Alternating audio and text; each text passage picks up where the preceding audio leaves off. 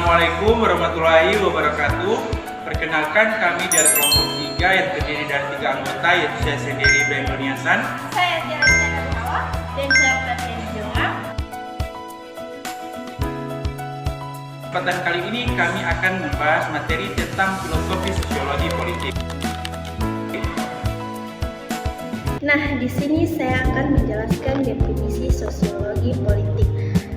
Sosiologi politik merupakan disiplin ilmu yang mempelajari mata rantai antara politik dan masyarakat, antara struktur-struktur sosial dan struktur-struktur politik, dan antara tingkah laku sosial dengan tingkah laku politik.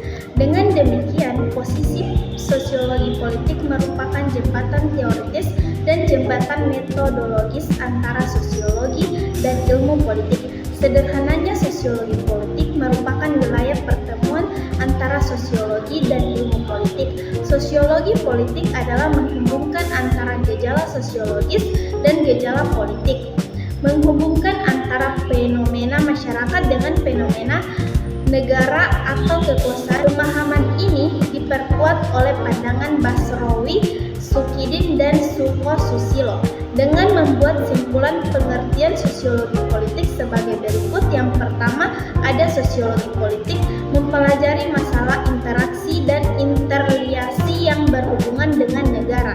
Yang kedua, sosiologi politik yakni mempelajari interaksi dan interrelasi yang berhubungan dengan kekuasaan. Baik, di sini saya akan menjelaskan tentang sejarah sosiologi politik. Teman-teman, sejarah perkembangan sosiologi politik dapat ditelusuri dalam 3 tahap utama. Yang pertama, ada akar filsafat politik. Masa akar filsafat politik klasik adalah tahapan awal lahirnya pemikiran tentang politik. Plato menekankan keadilan dan negara ideal yang dipimpin oleh filsuf raja. Aristoteles menyebut bahwa manusia sebagai jon politikon atau makhluk politik yang butuh hidup bersama, serta mengklasifikasikan bentuk pemerintahan, sedangkan Machiavelli menekankan politik yang pragmatis, yaitu lebih mementingkan hasil nyata dibandingkan nilai moral. Dan yang kedua, teman-teman, ada munculnya sosiologi politik pada abad ke-19, lahirnya sosiologi modern, saatnya sosiologi politik mulai berkembang lebih ilmiah. Tokoh penting di masa ini adalah Karl Marx, Max Weber, dan Emil Durkheim.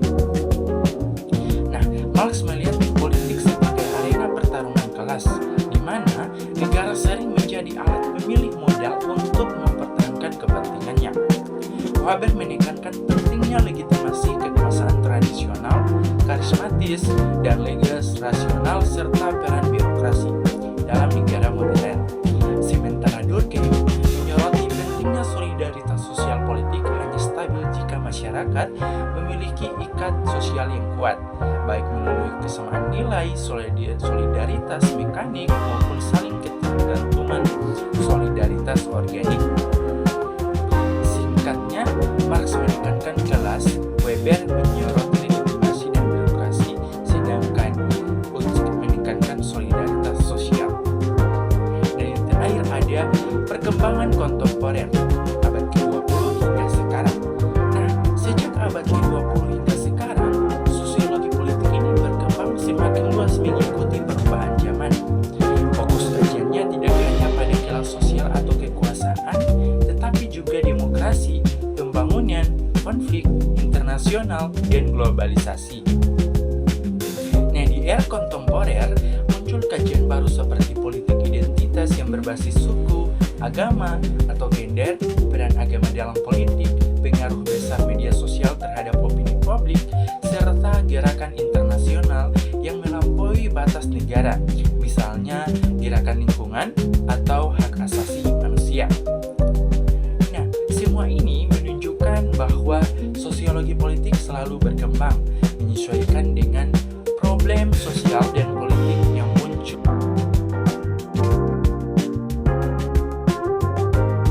Selanjutnya, ruang lingkup sosiologi politik. Ruang lingkup sosiologi politik sangat luas, mencakup berbagai aspek hubungan sosial dan kekuasaan. Secara garis besar dapat dirangkum dalam 4 bidang utama. Yang pertama, hubungan individu dan negara. Ada partisipasi politik warga dalam pemilu, organisasi sosial maupun masyarakat menilai dan mengkritik kebijakan negara. Kedua, kekuasaan, legitimasi, dan otoritas. Ada sumber-sumber kekuasaan seperti ekonomi, militer, agama, dan pengetahuan.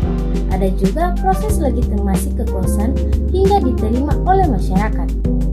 Ketiga, institusi politik dan sosial. Ada lembaga formal seperti eksekutif, legislatif, dan yudikatif. Ada juga lembaga non-formal seperti partai politik, media, kelompok kepentingan, dan organisasi keagamaan. Keempat, dinamika perubahan sosial politik, yaitu ada pengaruh perubahan sosial terhadap politik, misalnya urbanisasi, globalisasi, atau perkembangan teknologi.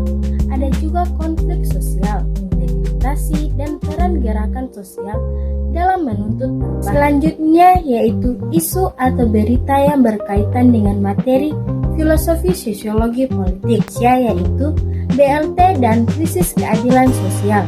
BLT perlu dievaluasi agar tidak hanya berfungsi sebagai bantuan sementara, tetapi juga menjadi bagian dari komitmen negara dalam mewujudkan masyarakat yang lebih adil, manusiawi, dan bermartabat. Isi dari berita tersebut yaitu program bantuan langsung tunai atau BLT di Indonesia selama ini dipahami sebagai kebijakan untuk membantu keluarga miskin. Namun jika dilihat secara kritis, BLT bukan sekedar bantuan, melainkan cerminan persoalan kemiskinan yang bersifat struktural. Kemiskinan tidak hanya soal pendapatan rendah, tetapi juga keterbatasan akses pendidikan, kesehatan, pekerjaan yang layak, dan pengakuan sosial. BLT juga menunjukkan pengakuan negara atas ketidakadilan sosial dan kewajibannya melindungi martabat warga. Namun, tanpa reformasi struktural, BLT hanya menjadi solusi sementara, bukan penyelesaian akar masalah kemiskinan. Selain itu, penentuan penerima melalui data resmi negara sering tidak sepenuhnya mencerminkan realitas sosial, sehingga menimbulkan ketidakadilan akibat data yang tidak akurat. BLT juga dapat berfungsi sebagai instrumen kekuasaan, sebagaimana dikaji dalam perspektif biopolitik, sehingga transparansi dan komunikasi yang jujur menjadi sangat penting. Pada akhirnya, BLT harus ditempatkan sebagai bagian dari komitmen jangka panjang negara untuk membangun keadilan sosial, memperkuat martabat manusia, dan menciptakan masyarakat yang lebih adil dan bermartabat, bukan sekedar bantuan tunai sementara. Tanggapan saya dalam berita BLT dan krisis keadilan sosial menegaskan bahwa bantuan langsung tunai atau BLT merupakan bentuk kehadiran negara dalam merespon kesulitan ekonomi masyarakat rentan akibat ketimpangan sosial yang masih berlangsung. BLT membantu meringankan beban hidup dalam jangka pendek, namun belum mampu menyentuh akar masalah kemiskinan yang bersifat struktural seperti keterbatasan akses pendidikan, kesehatan, dan lapangan kerja. Selain itu, persoalan ketidaktepatan data penerima BLT menimbulkan ketidakadilan baru dan kecemburuan sosial, sehingga memperlihatkan bahwa pelaksanaan BLT masih mencerminkan krisis keadilan sosial yang perlu dibenahi secara serius. Dari berita tersebut, pemerintah perlu menjadikan BLT sebagai kebijakan jangka pendek yang disertai dengan upaya serius untuk memperbaiki sistem sosial dan ekonomi secara menyeluruh.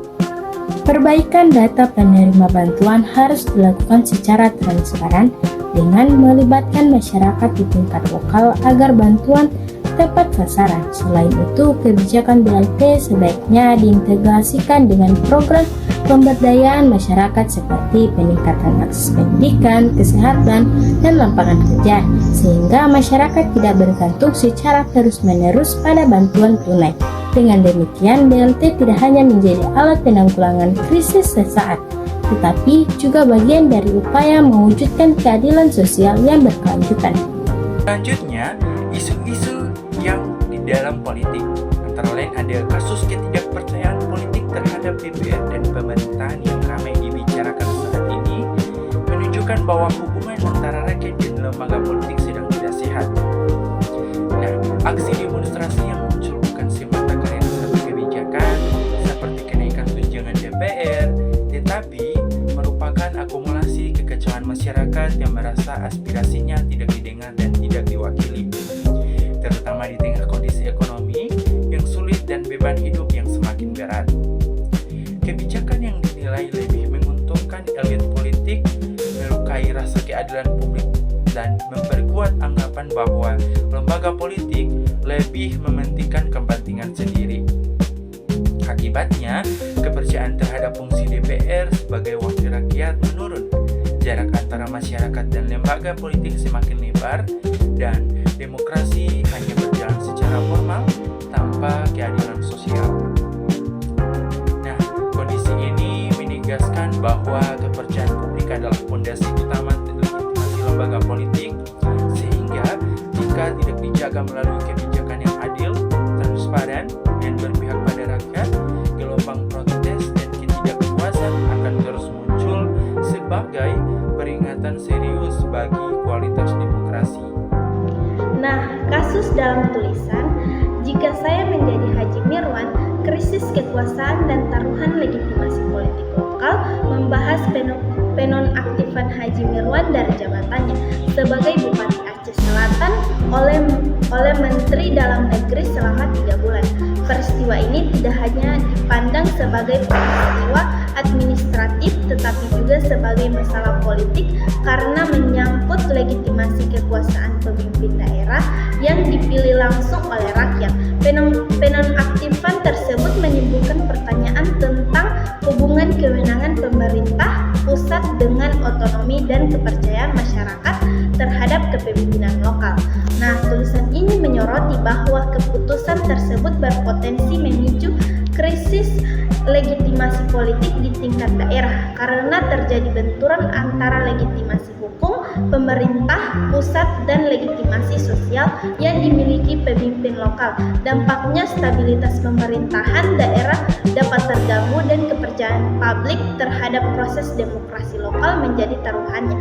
Sebagai mahasiswa, kasus ini menunjukkan bahwa penegakan hukum memang penting, namun harus disertai transparansi dan komunikasi yang jelas kepada publik agar tidak dapat menimbulkan krisis kepercayaan mahasiswa memandang bahwa pemerintah pusat perlu berhati-hati dalam mengambil keputusan terhadap kepala daerah terpilih karena kebijakan yang tidak sensitif terhadap legitimasi rakyat dapat melemah semangat otonomi daerah dan partisipasi politik masyarakat.